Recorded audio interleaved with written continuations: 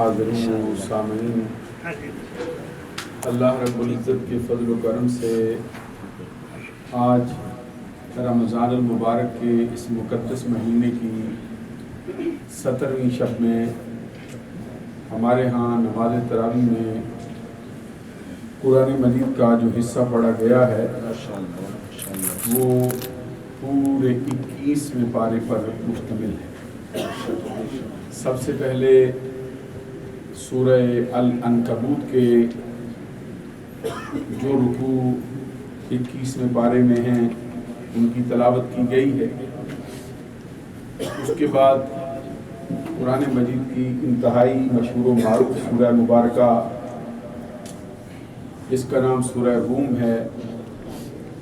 اس کی تلاوت کی گئی ہے۔ اس کے بعد قرآن مجید کی ایک اور سورہ مبارکہ جس کا نام سورہ لقمان ہے، اس کی تلاوت کی گئی ہے۔ اس کے بعد پھر قرآن مجید کی ایک اور مشہور سورہ مبارکہ جس کو نبی اکرم صلی اللہ علیہ وسلم اکثر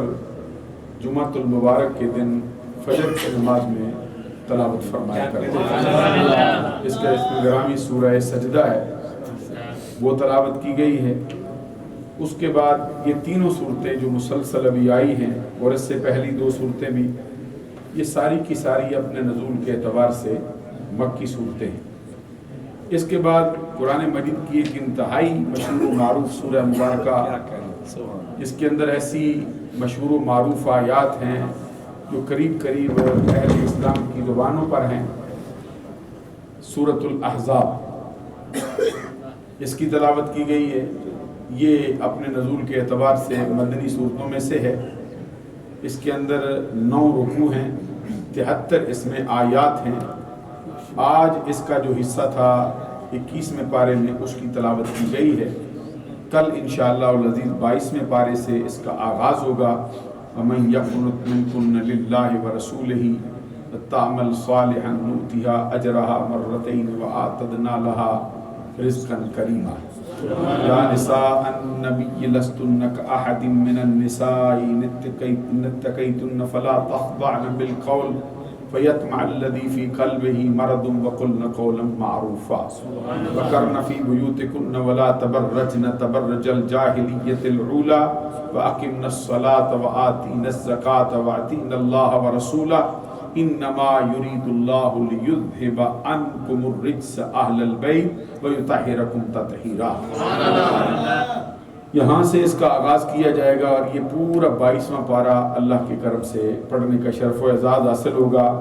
آج سے پہلے جتنی تراویح ہم نے ادا کی ہے اس میں ایک پارے کے اوپر 1/4 پارہ اور پڑھا جاتا تھا،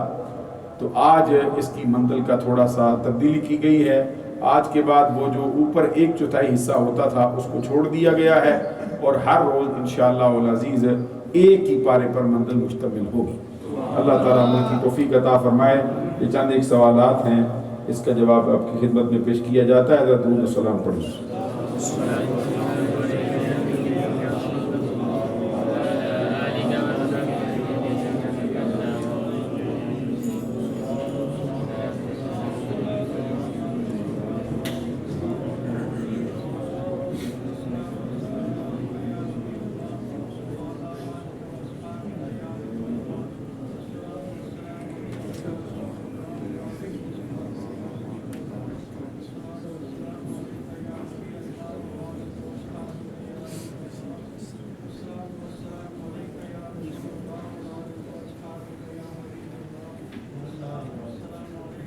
ایک مرتبہ السلام اونچی آواز سے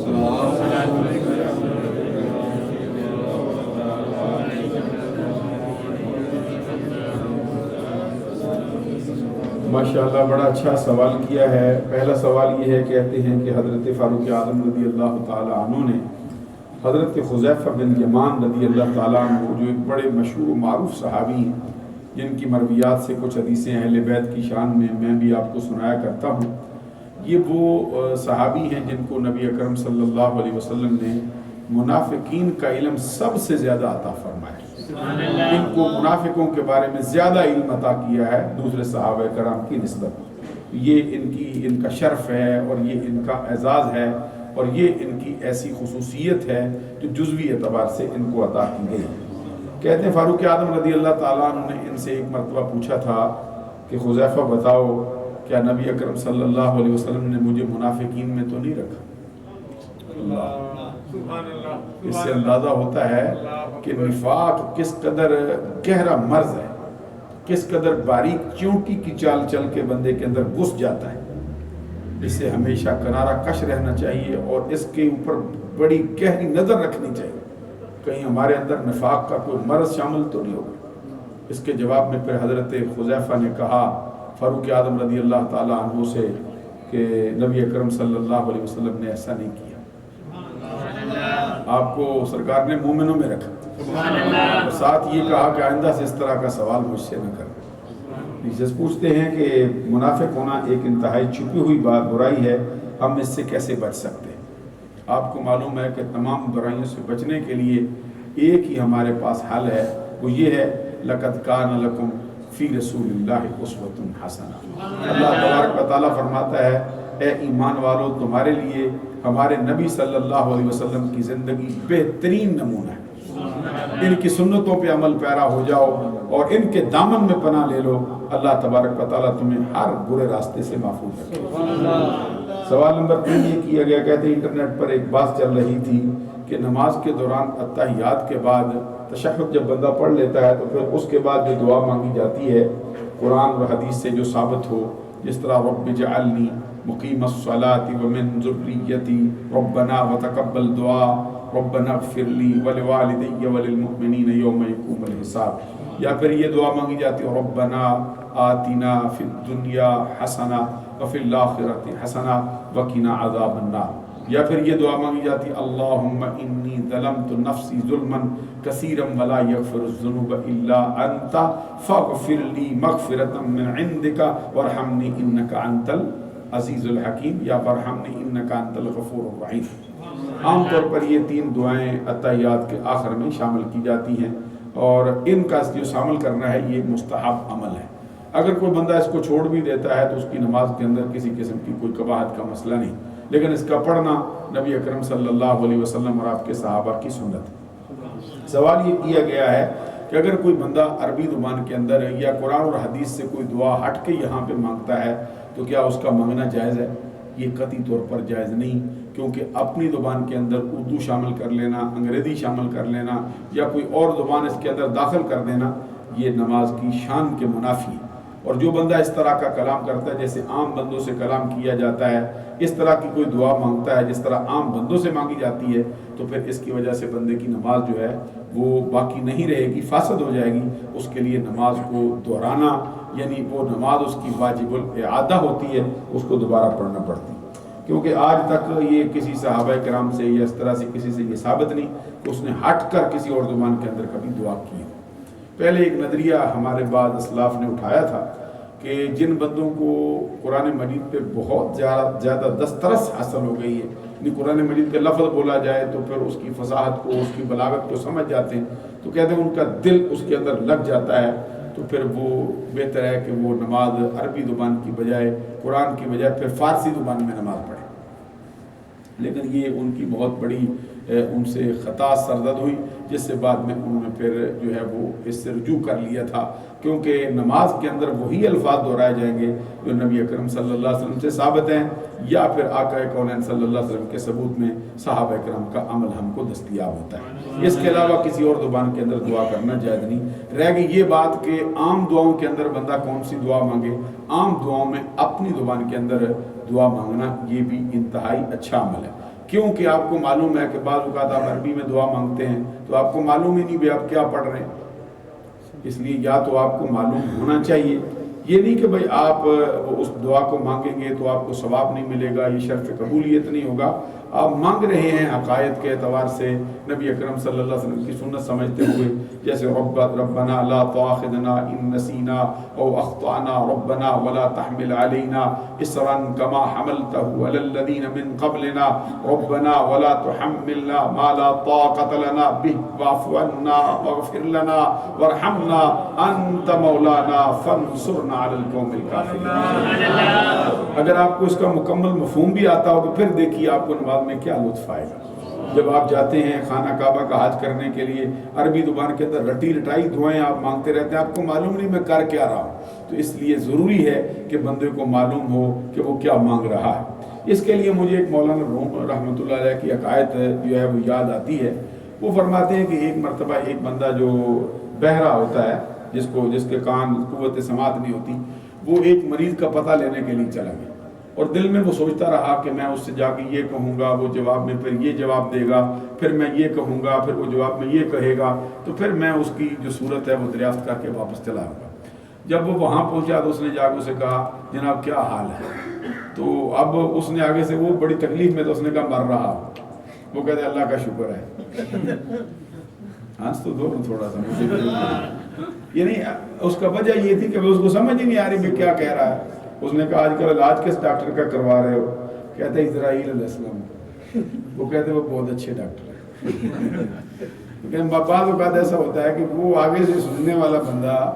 وہ اور کہہ رہا ہے، تو جس کے کان میں بات پڑ رہی ہے وہ سن نہیں رہا. اس لیے یہ ضروری ہے کہ عام دعاؤں کے اندر بندہ جو ہے وہ اس کی عربی کے ساتھ ساتھ اس کا اردو ترجمہ بھی کسی استاد سے پڑھے، یا پھر یہ ہے کہ آپ اپنی زبان کے اندر اللہ تعالیٰ سے مناجات کریں. اور میں تو یہ عرض کروں گا کہ جب بھی آپ اس طرح کی دعائیں پڑھتے ہیں تو اس کا ترجمہ بڑے گہرے انداز سے کسی اچھے استاد سے، جو اس کا مشاق ہو، جو معنی سمجھا سکتا ہے. ایک اب عربی کا معنی اسی طرح اردو کے اندر نیچے رکھ دیا جاتا ہے تو بعض اوقات وہ معنی دل کے اندر اترتا نہیں. ایک استاد جب سمجھاتا ہے، اس کا ماہر بندہ عربی کا، اور اس کی جو اس سے شناسائی رکھتا ہے، تو پھر وہ دعا آپ کے دل کے اندر اترتی ہے اور اس سے آپ کے ہاں ایک وجدانہ کیفیت تاری ہو جاتی ہے. اس کا خیال دعاؤں کے اندر ضرور رکھنا چاہیے.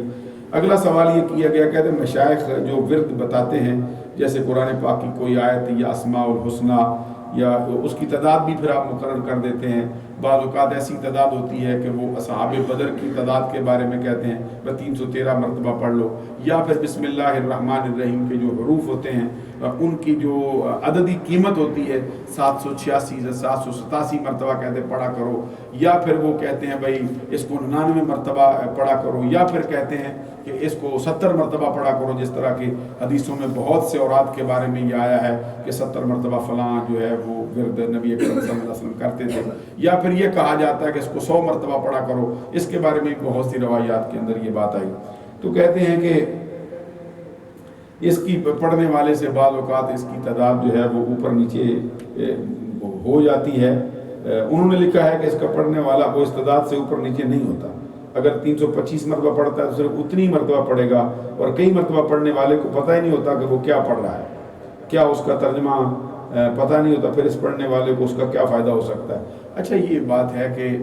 یہ اللہ تبارک و تعالیٰ کے کلام کے اندر یہ رب ذوالجلال نے یہ مرتبہ رکھا ہے، یہ اس کی عظمت ہے، یہ اس کی شان ہے کہ بندے کو نہ بھی سمجھ آئے پڑھنے والے کو پھر بھی اللہ تعالیٰ ثواب عطا کرتا ہے. اور اکثر ایسا ہوتا ہے کہ پڑھنے والے کو نہ سمجھ آئے پھر بھی اللہ تبارک و تعالیٰ اس کا جو مشکل کام ہوتا ہے اس کے حل کی کوئی صورت پیدا فرماتی ہے. جس طرح آپ دیکھتے ہیں، آپ ڈاکٹر کے پاس جاتے ہیں، ڈاکٹر آپ کے لیے پرسکرپشن لکھتا ہے، آپ کو تو معلوم نہیں یہ کیا شے ہے، آپ تو سرے سے نہیں سمجھتے بھائی کوکوڈامول کے اندر کیا نسخہ ڈالا ہوا ہے، کیا چیز اس میں پڑی ہوئی ہے. آپ اسپرین کو نہیں سمجھتے، ڈسپرین کو نہیں جانتے ہیں، آپ کو پیراسیٹامول کی ماہیت اور اس کی حقیقت کا علم تو نہیں بے کیا ہے، آپ بغیر سمجھے اس کو کھا لیتے ہیں، فائدہ ہو جاتا ہے. تو اسی طرح اللہ تبارک یہ بندے کی بنائی ہوئی شے ہے، بغیر سمجھے استعمال کرو فائدہ ہوتا ہے. تو جو اللہ تبارک و تعالیٰ کی شے ہے، اللہ کا کلام ہے، اس کو بغیر سمجھے بھی پڑھو پھر بھی فائدہ مل جائے گا، لیکن اگر سمجھ کے پڑھو تو اس کا فائدہ جو ہے وہ نور علی نور ہو جائے گا. تو اولیاء کاملین نے جو اوراد و وظائف جو ہے وہ وضع فرمائے ہیں یا ان کی تعداد کا کچھ اندازہ لگایا ہے، تو اس کے پیچھے کوئی نہ کوئی وجہ ان کے ہاں ضرور ہوتی ہے. چونکہ قرآن اور حدیث کے اندر اس کی منع وارد نہیں آئی کہ ایسا کرنا، اس کی عدد کا متعین کرنا جائز نہیں ہے. اگر تو اس کی منع وارد ہوتی تو پھر بے شک رک جاتے. چونکہ نبی اکرم صلی اللہ علیہ وسلم نے اس کو منع نہیں فرمایا، تو بزرگان دین نے اپنے تجربے سے یا اللہ کی عطا سے یا کوئی الہام کے طریقے سے یہ وظائف مقرر فرمائے ہیں. ان کا کرنا بھی جائز ہے اور ان کا پڑھنا بھی بہت اچھا ہے. البتہ یہ ہے کہ اگر اس کا ترجمہ یا اس کا مفہوم ذہن میں آ جائے تو یہ اس کو نور علی نور کر دے گا. اور کوئی سوال و ارشاد فرما سکتے ہیں. حضور ایک والدین جو ہے وہ اپنی چھوٹی بچی کے لیے ہر سال تحفے کی صورت میں سونا لے لیتے ہیں، کہ بڑی ہو جائے گی تو اس وقت تک اس کے لیے ہو جائے گا، تو یہ سونا کس کی ملکیت، اور اس میں سے وہ کچھ استعمال بھی کرتی رہتی ہے وہ بچی، تو یہ سونا کس کی ملکیت سمجھا جائے گا اور اس پہ زکوٰۃ کا کیا؟ جب تک نابالغ بچوں کے لیے جو والدین کچھ چیزیں ایسی رکھ دیتے ہیں جو خلقتاً سمن ہوتی، خلقتاً سمن کا مطلب یہ ہوتا ہے کہ بازار میں بک جاتی ہیں، اس کا بھاؤ مل جاتا ہے، اس کے پیسے مل جاتے ہیں، عام طور پر یہ ہے سونا ہے، چاندی ہے، یہ خلقتاً سمن ہے، تو یہ اس کے پیسہ بندے کے پاس نہ بھی ہو تو وہ بازار کے اندر اپنی قیمت رکھتا ہے۔ جب نابالغ بچوں کے نام ان کو کر دیا جاتا ہے تو وہ بچوں کی ہی ملکیت ہو جاتے ہیں، اس پر زکوٰۃ نہ والدین پر آتی ہے نہ ان بچوں پر آتی ہے۔ ہاں جب وہ بچہ بالغ ہو جائے تو پھر اس کے نام جو چیز ہوگی اس کی زکوٰۃ اس کے ذمہ آئے گی۔ اور کوئی سوال اور شاید فرما سکتے ہیں؟ حضرت لقمان علیہ السلام کے بارے میں کوئی پیغمبر تھے یا؟ وہ ابھی تھوڑی دیر پہلے جب نماز عشاء سے پہلے میں پورے جو سپارہ پڑھا گیا ہے اس پر کلام کر رہا تھا تو میں نے تھوڑا سا ان کا تعارف بھی پیش کیا تھا۔ حضرت لقمان علیہ السلام کے بارے میں جو ہے یہ مختلف اقوال پائے جاتے ہیں، کیونکہ قرآن یا حدیث میں ان کے بارے میں یہ نشاندہی نہیں ہوئی کہ وہ اللہ کے نبی ہیں، اس لیے بعد نے یہ کہا ہے کہ وہ اللہ کے نبی ہیں، بعد نے یہ کہا ہے کہ وہ نبی تو نہیں ہیں لیکن وہ اللہ کے برگزیدہ بندے ہیں جن کو اللہ تبارک و تعالیٰ نے حکمت سے اور دانائی سے مالا مال کیا ہوا تھا اور انتہائی تقوی والی ہستی تھے۔ اور بعد نے ان کا نسب بھی لکھا ہے، بعد نے کہا کہ ان کا نام لقمان ہے، ان کے والد کا نام باعور ہے، ان کے دادا کا نام ناخور ہے اور ان کے پردادا جو ہے ان کا نام تعارخ ہے۔ جب میں دیکھتا تھا کہ تعارخ ان کے دادا کا نام ہے تو پھر آپ کو معلوم ہے کہ حضرت ابراہیم علیہ السلام کے جو والد ہیں ان کا نام بھی تاریخ کی کتابوں کے اندر تارخ لکھا ہوا ہے۔ اس سے کچھ پتہ چلتا ہے کہ ہو سکتا ہے ان کے خاندان سے ہی ان کی شاہ نکلی ہو، اور بعض کتابوں میں یہ بھی لکھا ہے کہ حضرت ایوب علیہ السلام کے بھانجے ہیں، بعض کتابوں میں یہ بھی لکھا ہے کہ حضرت لقمان علیہ السلام جو ہے انہوں نے 1000 برس عمر پائی ہے، جہاں تک کہ ایوب علیہ السلام کے زمانے سے لے کر حضرت داؤد علیہ السلام تک کے زمانے تک زندہ رہے، اور داؤد علیہ السلام کے ظہور سے پہلے وہ فتویٰ دیا کرتے تھے، لیکن جب ان کا ظہور ہوا ہے تو پھر انہوں نے فتویٰ دینا چھوڑ دیا تھا، اور ان کی دانائی کا اور ان کی حکمت کا اور ان کی عقل مندی کا اور ان کے تقوی کا اور ان کے اونچے درجے کا مقرب بارگاہ الہی ہونے کا حال یہ ہے کہ قرآن مجید کی پوری سورہ لقمان کے اندر ایک پورا رکوع جو ہے وہ ان کی گفتگو پر مشتمل ہے، جو انہوں نے اپنے بیٹے کو نصیحتیں فرمائی ہیں اور جو اللہ تبارک و تعالیٰ کے بارے میں انہوں نے احکامات صادر فرمائے ہیں، اس سے اندازہ ہوتا ہے کہ وہ کتنی برگزیدہ ہستی ہے۔ لیکن یہ فیصلہ نہیں ہو سکا کہ وہ نبی ہیں یا وہ غیر نبی ہیں، اس کے اندر اقوال مختلف پائے جاتے ہیں۔ کیوں کہ نبی کے بارے میں جب تک اللہ کی طرف سے سند نہ اترے، جب تک نبی اکرم صلی اللہ علیہ وسلم کی طرف سے اطلاع نہ ہو تو پھر اس وقت تک ہم کسی ہستی کو نبی نہیں کہہ سکتے۔ جناب دلہن کو جو گھر سے یا حال سے قرآن کے سائے میں رخصت کیا جاتا ہے، اس میں شریعت میں اس کا کیا؟ اس میں شریعت کی کوئی اصل وغیرہ نہیں ہے، یہ ویسے ہی رکھا گیا ہے کہ قرآن جہاں ہوتا ہے وہاں پہ اللہ کی رحمتیں نازل ہوتی ہیں، تو اس طرح ایک خیال کیا جاتا ہے کہ وہ دلہن کو لے کے جا رہے ہیں تو اللہ کی رحمت کے سائے میں جا رہا ہے۔ اللہ اس کو نظر بد سے محفوظ فرمائے، شریعت کے اندر اس کی کوئی اصل نہیں۔ اور سبحان ربک رب العزت عما یصفون وسلام علی المرسلین والحمد للہ رب العالمین۔ الہی آج کی ہماری نماز تراویح کو، نماز عشاء کو، نماز فطر کو اپنی بارگاہ میں شرف قبولیت عطا فرما۔ رات گئے تک حضرات تشریف فرما ہیں، الہی یہ مغفرت کا اور بخشش کا عشرہ ہے، اپنے نبی صلی اللہ علیہ وسلم کا صدقہ ہمیں بھی مغفرت اور بخشش عطا فرما۔ الہی اپنے نبی صلی اللہ علیہ وسلم کے صدقے سے ہماری خطاؤں کو معاف فرما، خاتمہ ایمان پر فرما۔ صلی اللہ علیہ حبیبہ محمد و آلہ وسلم۔